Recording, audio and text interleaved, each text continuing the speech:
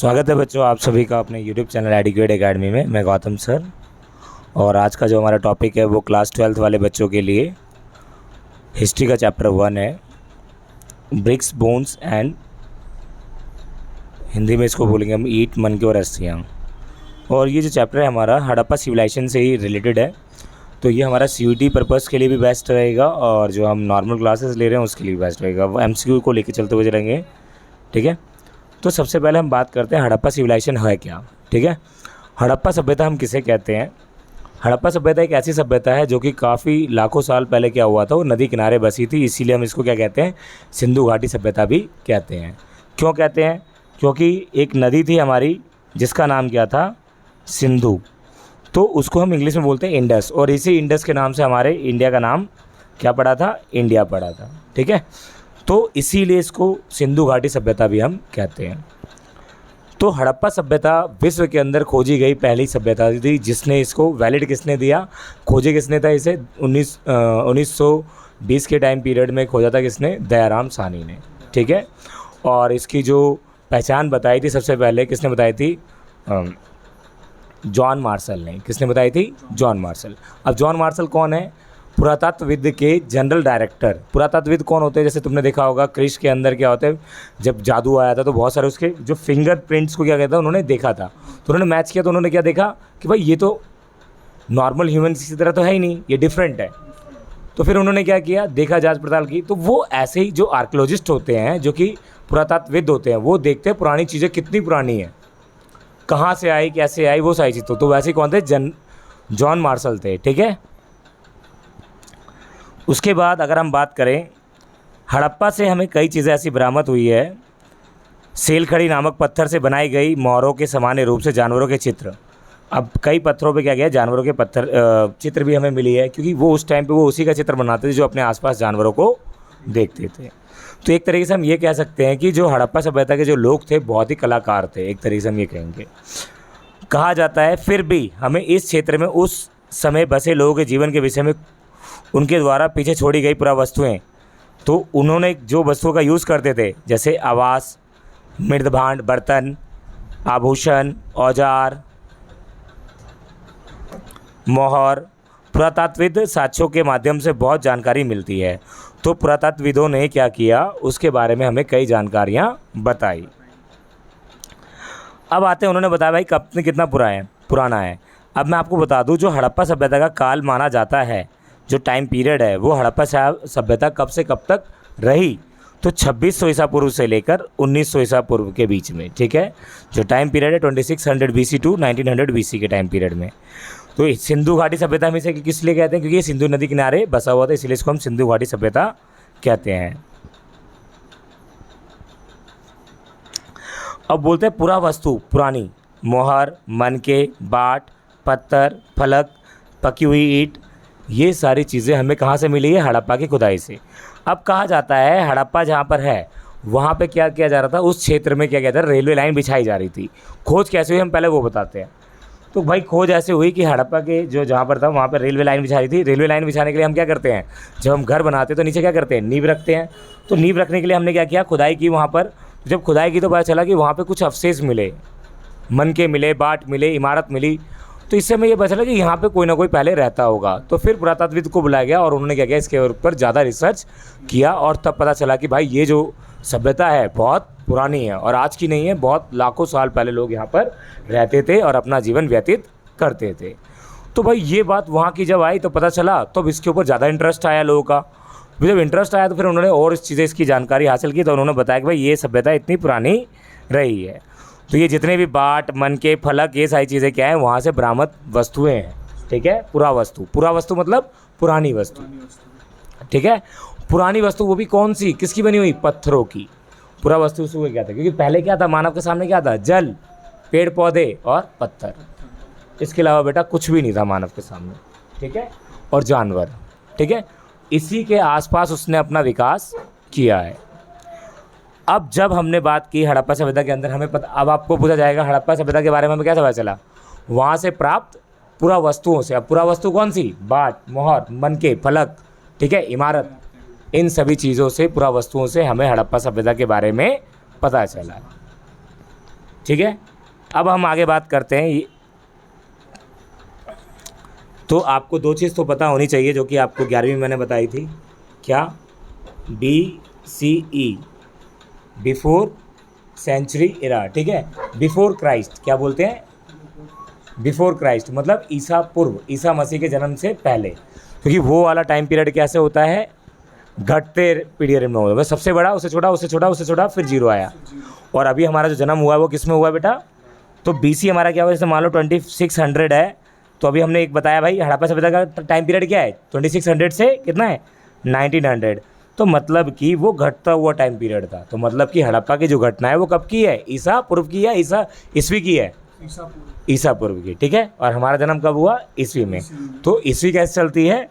ये बढ़ते हुए चलती है, 1 2, जैसे हमारा जन्म 2000 मान लो आपका 4 में हुआ होगा या 7 में, 7 में, तो आज क्या है हमारा? 24 है। तो ये क्या है? बढ़ता हो जा रहा है। तो ये क्या है? ईस्वी है, ठीक है। तो पहली घटना ये पूछ लेते हैं हमसे 1 नंबर में, CUT में भी पूछता है ये। अगली हम बात करते हैं इसी में आगे, आरंभ, जो हड़प्पा सभ्यता का जो आरंभ है उसके अंदर कैसे हुआ। तो आरंभिक विकास बोलते हैं सिंध और चौलिस्तान, जो कि पाकिस्तान और रेगिस्तान के क्षेत्र में है। बस्तियों की कुल संख्या सिंध के अंदर कितनी है? 106, और चौलिस्तान में कितनी है? 239, ठीक है। आप यहाँ पे देख सकते हो, ये अलग अलग डेटा दिया गया है, ठीक है। अब आते हैं हम सबसे पहले आरंभ की शुरुआत जो हड़प्पा सभ्यता के अंदर बोलते हैं। हड़प्पा के अंदर सबसे बड़ी मेन चीज़ क्या है? हड़प्पा के अंदर जो सबसे मेन चीज़ क्या है उसकी खासियत, तो बोला गया उसकी जो मेन खासियत है बेटा, ये संस्कृतियाँ अपनी विशिष्ट मृद भांड शैली के संबंध थी। मतलब अपने मृद भांड मतलब बर्तन, कृषि, पशुपालन, शिल्पकारी के साक्ष्य भी मिलते हैं। तो इसी से हमें इनके बारे में पता चलता है। तो आगे आते हैं निर्वाह। निर्वाह के तरीके मतलब वो अपना जीवन कैसे जीते, सर्वाइव कैसे करते थे। तो भाई जैसे मैंने आपको बताया वो क्या थे?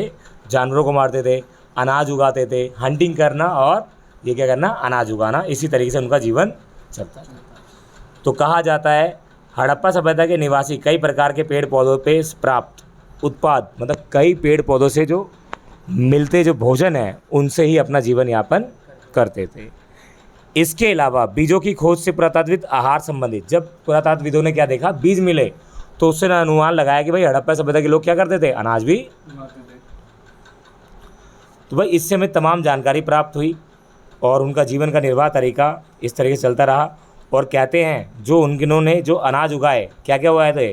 गेहूँ, जौ, दाल, सफ़ेद चना, तिल शामिल थे। इसके अलावा अगर कुछ आए तो वो हड़प्पा सभ्यता में उगाए नहीं जाते थे। बस यही मेन चीज़ है जो उगाए जाते थे। आपने पूछा जाएगा निम्न में से कौन सा अनाज हड़प्पा सभ्यता में उगाया जाता था? MCQ में दे दिया जाए। अगर ये है तो ठीक है, अगर ये नहीं है तो इसमें से कोई सा भी नहीं होगा, ठीक है। बाजरे के दाने हमें कहाँ से मिले? गुजरात। तो पूछेगा भी बाजरे के दाने हमें कहाँ से प्राप्त हुए? गुजरात से, 1 नंबर क्वेश्चन। और चावल के दाने भी हमें मिले। हड़प्पा स्थल से मिली जानवरों की हड्डी, मवेशी, बकरी। तो हमें ये पता चला, जब जानवरों की हड्डी मिली तो हमें ये पता चल गया कि भाई वो जानवरों को भी पालते थे, लेकिन वो ज़्यादा बड़े जानवरों को नहीं पालते थे, वो छोटे जानवरों को पालते। क्यों? क्योंकि छोटे जानवरों को वो क्या कर सकते थे? वो कंट्रोल करके रख सकते थे। भेड़, बकरी, भैंस, सूअर आदि की हड्डी हमें मिली, जिससे हमें पता चला कि वो छोटे छोटे जानवरों को पालते थे अपने फ़ायदे के लिए। उनसे मांस भी मिलता था, चमड़ा भी मिलता था और दूध भी मिलता था, ठीक है बेटा। अब आते हैं, ये तो जीवन निर्वाह के तरीके पता चल गए। तो मतलब वो उनका जीवन कैसे चलता था? पशुओं को मारकर, शिकार करके और पौधों से प्राप्त अनाज, ठीक है, ठीक है। अब आते हैं कृषि प्रौद्योगिक, मतलब कृषि के अंदर किस प्रकार की टेक्नोलॉजी का यूज़ उस समय में किया जाता था। तो बोलते हैं अनाज के दानों से कृषि के संकेत तो मिलते हैं, क्योंकि हमने बताया भाई। और जो बाजरे के दाने हमें कहाँ से मिले? अभी बताया ना, कहाँ से?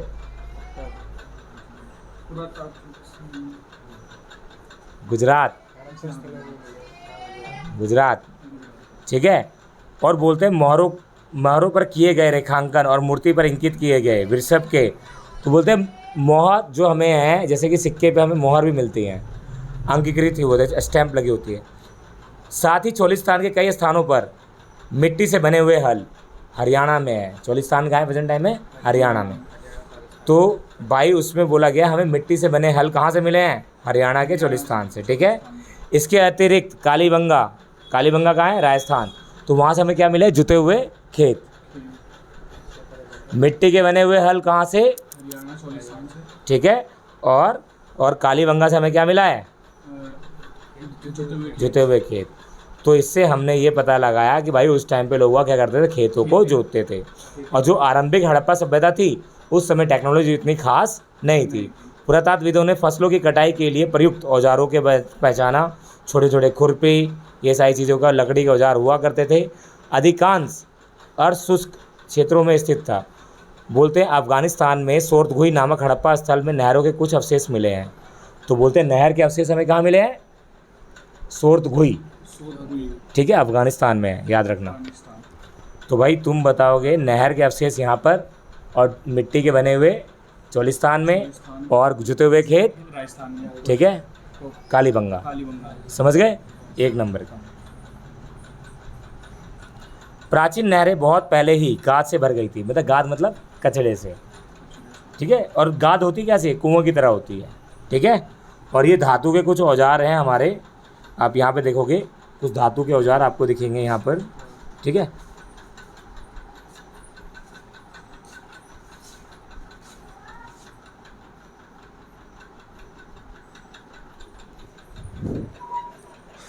और बोलते हैं प्रयोग सिंचाई के लिए किया जाता होगा, और इसके अलावा कृषि के लिए जल संचय हेतु किया जाता होगा। ठीक है, तो इन जो सारी चीज़ों का वो प्रयोग करते थे। जलाशय हमें कहाँ से मिले? धोलावीरा से। कहाँ से मिले हैं? धोलावीरा से। भाई एक एक नंबर के बहुत सारे क्वेश्चन। जलाशय देखो इस प्रकार का होता है। जलाशय देखो जैसे स्विमिंग टाइप हम जिसको बोलते हैं ना, इसमें सीढ़ियाँ होती थी। ठीक है, और भाई अनाजों को पीसने के लिए वहाँ पे क्या होता था? भोजन तैयार करने की प्रक्रिया में अनाज पीसने के यंत्र उन्हें आपस में मिलाने, मतलब कि जैसे तुमने सिलबट्टा देखा है, उस टाइम पे क्या होता था? एक पत्थर को दूसरे पत्थर पे और अनाज को बीच में रख के क्या करते थे? उसको पीसते थे। ठीक है, नियोजित शहरी केंद्र जो हमारा है हड़प्पा सभ्यता का, जो नियोजित मतलब बहुत तराश के बनाया गया था। तो बोलते बहुत ही अनूठा पहलू है हड़प्पा सभ्यता के। सबसे अनूठे पहलू में शहरी केंद्र माना जाता है उसका। शहरी केंद्र शुरू में मैंने आपको बताया, शहरी केंद्र इसका बहुत ज़्यादा फेमस था। तो इसके अंदर एक केंद्र मोहनजोदड़ो सूक्ष्म मिलते हैं हमें। मोहनजोदड़ो सबसे प्रसिद्ध पुरा स्थल है, सबसे पुराना स्थल है। इसके ऊपर एक मूवी भी आई है। सबसे पहला खोजा गया स्थल हड़प्पा था, और सबसे पुराना मोहनजोदड़ो। बस्ती दो भागों में विभाजित थी। एक क्या थी बेटा? अब उसे देखते हैं। दो भागों में, बस्ती को दो भागों में डिवाइड कर दिया गया था हड़प्पा की, और उसका नाम क्या था? पहला क्या था? दुर्ग, जो कि ऊंचे स्थान पर बनाया गया था, और दूसरा क्या था हमारा? निचला शहर। ठीक है, दुर्ग क्या होता? चारों तरफ दीवार से घिरा होता था। किससे घिरा होता था? दीवार से। तो यहाँ पे राजा बड़े लोग रहते थे, इसीलिए ऊंचाई पे बनाया जाता था। ठीक है, और निचला छोटे मोटे लोग रहते थे। ठीक है, तो ये था हमारा हड़प्पा सभ्यता को दो भागों में बांट दिया गया था। ठीक है, और बोला जाता है दुर्ग और निचला का नाम दिया गया। दुर्ग की ऊंचाई का कारण ये था कि यहाँ की संरचना कच्ची ईंटों के चबूतरे पे, मतलब ये चबूतरे पे बनाया गया था। दुर्ग के दीवारों से घेरा गया था, जिसका अर्थ है इसे नीचे शहर से अलग करना। मतलब नीचे शहर से वो बिल्कुल ही अलग दिखता था। निचला शहर भी दीवार से घेरा गया था। इसके अतिरिक्त कई भवनें ऊंचे चबूतरों पर बनाए गए जो नींव का कार्य करते थे। अनुमान लगाया जाता है श्रमिक प्रतिदिन 1 घन मीटर मिट्टी ढोया होता था। मतलब कि श्रमिक क्या करते थे? 1 घन मीटर, मतलब कि जितना एक गाड़ी से ढोते हैं उसे बोलते हैं। अब इसके अलावा नालों का निर्माण की अगर हम बारे में बात करें, इसकी सड़क और नाले और शहरीकरण, इसी के बारे में बहुत ज़्यादा फेमस है ये। हड़प्पा शहर की सबसे अनूठी विशेषताओं में से क्या है? नियोजित जल निकास प्रणाली। क्या है? जल निकास प्रणाली। तो कैसी थी? ग्रिड प्रणाली थी। कैसी थी? एक नालियाँ दूसरी नाली से आकर मिलती थी, जैसे आज की नालियाँ हैं। जैसे ये हमारी नाली है घर की, तो फिर क्या है? वो बड़ी नाली से मिलेगी, फिर बड़ी नाली किससे मिलेगी? बड़े से, फिर वो कहाँ से मिलेगी? समुद्र से। ठीक है, इस तरीके से। तो मतलब जल कहीं भी रुकता नहीं, तो वैसा वहाँ पर था, और हर एक घर में होता था। और देखो ये नालियाँ हैं, आपको दिखेगी ये नालियाँ कितनी बड़ी नाली होती थी। हाँ, तो वही है, एक दूसरे के संपर्क के बारे में, मतलब हर नालियाँ एक दूसरी नालियों से मिलती है। अब आते हैं मेसोपोटामिया के हड़प्पा सभ्यता के अंदर अगर हम बात करें गृह स्थापत्य के अंदर, किसके बारे में? तो गृह किस तरह का होता था? मोहनजोदड़ो का निचला और आवासीय भवनों के उदाहरण प्रस्तुत करते हैं। इसमें एक आंगन केंद्रित था, चारों तरफ कमरे बने होते थे। आंगन खाना पकाने, कताई करने, इन सभी चीज़ों के लिए फेमस होता था। हर घर का ईंटों का फर्श से बना हुआ होता था स्नानागार। इसके अंदर मोहनजोदड़ो के अंदर क्या था, मोहनजोदड़ो किस लिए फेमस था, स्नानागार। स्नानागार का स्विमिंग पूल, उसमें दक्षिण और उत्तर से उतरने के लिए क्या होती थी, सीढ़ियाँ होती थी। ठीक है, अब बोलते हैं लगभग मोहनजोदड़ो में कितने कुएं हमें प्राप्त हुए, 700। कितने हुए, 700 तो 700 वेल हमें वहाँ से फाइंड आउट हुए हैं। तो पूछा जाएगा मोहनजोदड़ो से हमें, देखो इस तरीके से स्ट्रक्चर है वो पूरा बनाया गया है, आंगन भी है, चारों तरफ से बनाया गया है। ठीक है, एक बुक है, बुक के जो राइटर हैं कौन, अब बुक का नाम क्या है पहले वो देख लेते हैं। तो बुक का नाम बहुत ही प्यारा हिस्ट्री से दिया गया है, अर्ली इंडस सिविलाइजेशन। क्या नाम है, अर्ली इंडस सिविलाइजेशन, जिसे किसने रिलीज़ किया, अर्नेस्ट मेके। किसने बताया, अर्नेस्ट मेके। तो ये क्या बताते हैं, अर्ली इंडस सिविलाइजेशन मतलब कि इंडिया की जो सिविलाइजेशन थी, जो लोग थे पहले के कैसे थे, तो ये किसने बताया, अर्नेस्ट मेके ने। ठीक है, अगर आपसे पूछ लिया जाएगा who was the author of early Indus civilization, मतलब इस बुक के कौन कथानक, कौन रचनाकार कौन है, ठीक है, तो कौन बताओगे, अर्नेस्ट मेके। ठीक है, 1948 में इन्होंने छापी थी और उन्होंने भारत की सिविलाइजेशन के बारे में, सभ्यता के बारे में उन्होंने बताया था। ठीक है, क्लियर, कोई डाउट। फिर आते हैं दुर्ग के बारे में। निचले के अंदर हमने बताया भाई उसके अंदर स्नानागार होता है, और जो मोहनजोदड़ो के अंदर था उसके चारों तरफ एक आंगन होता है बीच में, और चारों तरफ कमरे बने होते हैं। अब दुर्ग की बात कर लेते हैं हम। दुर्ग की थोड़ी सी विशेषता है, दुर्ग पर हमें संरचना के साक्ष्य मिलते हैं जिसका प्रयोग विशिष्ट सार्वजनिक प्रयोजनों के लिए, मतलब कि वो विशिष्ट कामों के लिए ही किया जाता था। लकड़ी से बने हुए होते थे कुछ, तो विशाल स्नानागार भी इसमें सम्मिलित था। विशाल स्नानागार आंगन में बना एक आयताकार का, तो आपसे पूछा जाएगा स्नानागार किस आकार का होता था, आयताकार, मतलब कि जैसे कि हमारी ईंट होती है वैसे ही। ठीक है, ईंट कैसे शेप में है, आयताकार है ना, लेकिन उसके 8 फेस हैं, लेकिन उसके 8 फेस नहीं होते हैं, है ना, 4 ही फेस। अब सामाजिक विभिन्नता के बारे में अगर हम बात करें, किसके बारे में, सामाजिक विभिन्नता क्या है, सामाजिक विभिन्नता मतलब समाज के अंदर विभिन्नताएं थी, मतलब वो लोग क्या करते थे, मरने के बाद विश्वास रखते थे, मतलब कि वो आफ्टर, तो इसीलिए वो क्या करते थे, हमें कई कब्रों में मिस्र के विशाल पिरामिडों में, पिरामिड क्या होता था, जहाँ पर कि दफनाया, पहले मम्मी को दफनाया जाता है, मम्मी मतलब व्यक्ति, मतलब डेथ बॉडी को, ठीक है, उसे बोलते हैं। तो पिरामिड के अंदर दफनाया जाता था। बोलते हैं हड़प्पा स्थलों से मिले समाधानों को आमतौर पर मृतकों के गर्तों में दफनाया जाता था, गर्त जो गड्ढा खोद के। अब गर्त में भी हमें डिफरेंस मिला है, कैसे, कई तो गड्ढा खोद दिया डायरेक्ट बॉडी डाल दी, कई क्या होते थे उसको चिनाई करते थे, ईंट लगाते थे, उसके बाद डालते थे। तो इसको हमें क्या मिला है, सामाजिक विभिन्नताएं देखने को मिली। कई डेड बॉडी के साथ क्या होती थी, कीमती वस्तु जवाहरात होते थे, और कई के साथ बस दर्पण होता था। तो इससे हमें पता चलता था सामाजिक विभिन्नताएं, जो जितने ज़्यादा अमीर होते थे वो उतना ज़्यादा इतनी महंगी वस्तु दफनाते थे। ठीक है, अब आ जाओ स्थानों पे गर्त की सतह पर ईंटों की चिनाई, तो ये क्या है, विविधता को दर्शाती है। कुछ कब्रों में मृद भांड आभूषण मिले हैं। 1880 के दशक में मध्य में हड़प्पा के कब्रिस्तान में उत्खनन हुआ, एक पुरुष की खोपड़ी के समीप शंख और 3 छल्ले मिले हैं। ठीक है, जिससे हमें ये पता चला कि भाई वहाँ पे अलग अलग चीज़ों का दफनाया जाता था, क्योंकि लोग जिसकी जो फेवरेट चीज़ होती है उसी को दफनाया, क्योंकि मरने के बाद उसकी चीज़ों का कौन यूज़ करेगा, है ना। तो ये था हमारा सामाजिक विभिन्नताएं। और उसके बाद है हमारा शिल्पों का उत्पादन। शिल्प क्या होते हैं, जो देखते हो बहुत सारी लड़कियाँ क्या करती हैं, माला पहनती है, लड़के पहनते हैं, माला पहनते हैं, हाथ में पहनते हैं, है ना, गले में पहनते हैं। तो इस प्रकार की जो मोती की बनी होती है, जो पत्थर की बनी होती है, इसे हम मनके और माला कहते हैं। तो हड़प्पा में ये सबसे ज़्यादा कहाँ पर बनते थे, चुनहुदड़ो। कहाँ पे बनते थे, चुनहुदड़ो सबसे ज़्यादा फेमस था। ठीक है, बोला जाता है यह मोहनजोदड़ो की तुलना में एक छोटी सी बस्ती थी। चुनहुदड़ो क्या थी, मोहनजोदड़ो की तुलना में बहुत छोटी बस्ती थी, जो लगभग पूरी तरह से शिल्प उत्पादन में संलग्न थी। मतलब यहाँ पर जो सारा काम किया जाता था, क्या, शिल्पों का। शिल्पों का मतलब होता है पत्थरों को तराश कर नई चीज़ें बनाना। शिल्प कार्यों में ये क्या करते थे, शंखों की कटाई, मनके बनाना, धातु कर्म, मोहर बनाना, बाट बनाना, ये सारे काम शामिल हुआ करते थे। ठीक है, और ये बनाने के लिए विभिन्न प्रकार के पत्थरों का प्रयोग करते थे, कार्निलियन, जैस्पर, स्टेफिक, क्वार्टर्स, सेल खड़ी, तांबा, कांसा, सोना, धातु, शंख, फ्रियॉन्स, पक्की मिट्टी, इन सभी चीज़ों का वो प्रयोग करते थे। किसको बनाने के लिए, मनके। और कहाँ बनता था? चुनूदड़ो में। तो चुनूदड़ो फेमस किसके लिए था? मनके बनाने के लिए। तो मनके किस किस से बनते थे? कार्निलियन, सोना, चांदी, जैस्पर, इन सभी चीज़ों से मनके बनाए जाते थे। क्लियर है? तो अगर आपसे पूछा जाए हड़प्पा सभ्यता में शिल्पों का उत्पादन किस प्रकार हुआ, तो आप बताना है आपको हड़प्पा सभ्यता में शिल्पों का उत्पादन सबसे पहले कहाँ पर हुआ? चुनूदड़ो, जो कि मोहनजोदड़ो से बहुत छोटा एक हिस्सा 7 हेक्टेयर में फैला हुआ था, जो कि वहाँ कर ज़्यादातर लोग शिल्प उत्पादन का काम करते थे। ठीक है भाई, एग्जाम्पल पूछे तो भाई तुम बता दोगे, तो ये बना हुआ है ना? यहाँ तक कोई डाउट नहीं है ना? चलिए अब हम बात करते हैं, सबसे पहले अब हम बात करेंगे किसके बारे में? कुछ चीज़ों के बारे में।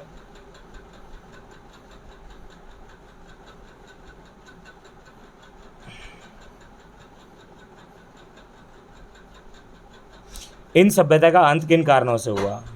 क्या इन सभ्यता का अंत किन कारणों से हुआ? अभी तो हमने जाना देखा, वहाँ पे लोग रहते थे, जानवरों को पालते थे, खेती करते थे, हमने ये सारी चीज़ देखी ना। हमने बताया ना आपको, हल भी मिले हमें, जुते हुए खेत भी मिले, कुएँ भी मिले, स्नानागार भी मिला है। तो आखिर इसका अंत कैसे हुआ? आखिर इसका अंत कैसे हुआ? कुछ तो कारण रहे होंगे। तो बोलते हैं 1800 के ईसा पूर्व के तहत चोलिस्तान जैसे क्षेत्रों में, चोलिस्तान कहाँ पर है? बताया था कहाँ पर है? हरियाणा। ठीक है, जहाँ से हमें क्या मिला था? औजार, वो क्या, मिट्टी के बने हल। अधिकांश विकसित हड़प्पा स्थलों को त्याग दिया गया और गुजरात, हरियाणा, पश्चिमी उत्तर प्रदेश नई बस्ती में आबादी बढ़ने लगी। उत्तर हड़प्पा के क्षेत्र 1900 के ईसा पूर्व के बाद अस्तित्व में आ रहे थे। बोला जाता है पुरावस्तु, बाट, मोहर, विशिष्ट मन के क्या हो गए? धीरे धीरे समाप्त होते चले गए और सामान्यतः थोड़ी वस्तु के निर्माण के लिए थोड़ा ही माल प्रयोग में लाया जाने लग गया। मतलब थोड़ा ही माल का प्रयोग किया जाता था। कहा जाता है जलवायु में परिवर्तन की वजह से इसका अंत हुआ, वनों की कटाई की वजह से, अत्यधिक बाढ़ आने की वजह से, नदियों को सूख जाने की वजह से, मार्ग बदल जाने की वजह से, भूमि में अत्यधिक उपयोग करने की वजह से, इन सभी कारणों की वजह से हड़प्पा सभ्यता का अंत हुआ, ऐसा माना जाता है। कंफर्म नहीं कहेंगे।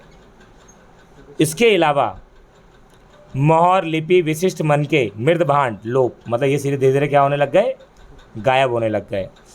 ठीक है, और लुप्त होने लग गए। जब लुप्त हो जाएगी तो सभ्यता का अपने आप ही अंत हो जाएगा। ठीक है, क्लियर है? अब हड़प्पा की खोज, मैंने आपको बताया हड़प्पा की खोज भाई एक बहुत बड़ी पहलू मैंने आपको बताया। सबसे पहले रेलवे लाइन बिछाई जानी थी और उस रेलवे लाइन के नीचे ही क्या हुआ? जब उन्होंने खुदाई की तो उसमें बहुत सारे अवशेष मिले। अब आते हैं इसमें, एक थे कौन? कनिंघम। कौन थे भाई? कनिंघम। कनिंघम थे कौन? कनिंघम थे भारतीय पुरातत्वविद के पहले जनरल डायरेक्टर। कौन थे? जो जांच पड़ताल करते हैं उनके पहले जनरल डायरेक्टर बनाए गए थे कनिंघम। तो भाई इनका भ्रमण मतलब इन्होंने कन्फ्यूज़। अब ये कन्फ्यूज़ क्यों थे? क्योंकि अगर आपसे पूछे एक नंबर में पूछा जाए भाई फर्स्ट जनरल डायरेक्टर कौन थे, तो आपको बताना है कनिंघम थे। और कहा जाता है पुरातत्व अपने अन्वेषणों मार्गदर्शन के लिए लिखित स्रोत का प्रयोग अधिक पसंद करते थे, मतलब लिखित में ही। तो अब क्या हुआ? बोलते हैं कनिंघम की मुख्य रुचि, मतलब उनका मुख्य ध्यान किस पे था? तो भाई उनकी जो ध्यान था 6वीं शताब्दी ईसा पूर्व से 4वीं शताब्दी ईसा पूर्व में उनका ज़्यादा अट्रैक्शन था, मतलब उस चीज़ों को उनसे वो ज़्यादा रूबरू थे। बस्तियों की पहचान के लिए उन्होंने 4वीं शताब्दी से 7वीं शताब्दी के उपमहाद्वीपों में आए चीनी बौद्ध यात्रियों को छोड़ गए वृत्तांतों का प्रयोग किया। मतलब उन्होंने उस चीज़ों का यूज़ किया जो कि चीनी यात्री आए थे, जो उन्होंने अपना सामान छोड़ दिया था 4वीं से 7वीं शताब्दी में, उन चीज़ों का उन्होंने यूज़ किया। और कनिंघम ने अपने सर्वेक्षण के दौरान जब उन्होंने जाँच पड़ताल की तो उन्होंने अभिलेख, संरक्षण, अनुवाद किए और उत्खनन के समय ऐसी पुरावस्तुओं को खोजने का प्रयास किया। उनके विचार में संस्कृति महत्व की थी। हड़प्पा सभ्यता पूरा स्थल जो चीनी यात्रियों से यात्रा कार्यक्रम हिस्सा नहीं था। तो मतलब बोलते जो हड़प्पा से जो मिला सामान है और जो चीनी यात्रियों से मिला सामान है उससे बिल्कुल भी मैच नहीं खाता। तो यही क्या था? कनिंघम क्या था? भ्रमण था। मतलब कनिंघम क्या कर रहे थे? हड़प्पा को किससे जोड़ रहे थे? चीनी यात्रियों से जोड़, जो कि उससे कोई भी संबंध नहीं था, क्योंकि चीनी यात्रियों से कई लाखों साल पहले हड़प्पा सभ्यता बस चुकी थी। क्लियर है? तो बोलते हैं हड़प्पा पुरावस्तुएं 19वीं शताब्दी की कभी मिली थी और उसी समय अंग्रेज़ ने कनिंघम को एक मोहर दी और उन्होंने मोहर पर ध्यान दिया, उन्होंने उसे एक इस कालखंड में दिनांकित किया कि असफल प्रयास किया। मतलब उन्होंने बताया कि भाई किसी अंग्रेज़ ने उन्हें दिया, एक मोहर दी और उन्होंने पूछा कि बताओ आप, टेस्ट लिया एक तरीके से, तो वो उसे बताने में असफल रहे। तो इसीलिए कनिंघम के जो उन्होंने सर्च किया, हड़प्पा के बारे में बताया, तो वो उनका भ्रमण था, उन्होंने सही तरीके से नहीं सही तरीके से कौन बताए, जो दूसरे जनरल डायरेक्टर थे, कौन, जॉन मार्शल। ठीक है, कौन थे, जॉन मार्शल। ठीक है, क्लियर है। तो कनिंघम का भ्रमण लिख लोगे, अंत बता दिया, हड़प्पा सभ्यता का विकास कैसे हुआ वो बता दिया, और उसके बाद हमने बता दिया शिल्पों का उत्पादन और कृषि का उत्पादन, कृषि का प्रौद्योगिकी कैसे की जाती थी, और जीवन निर्वाह के तरीके। यही है बस, इससे अलावा हमारा कुछ भी नहीं है। ये चैप्टर यहीं पे समाप्त होता है।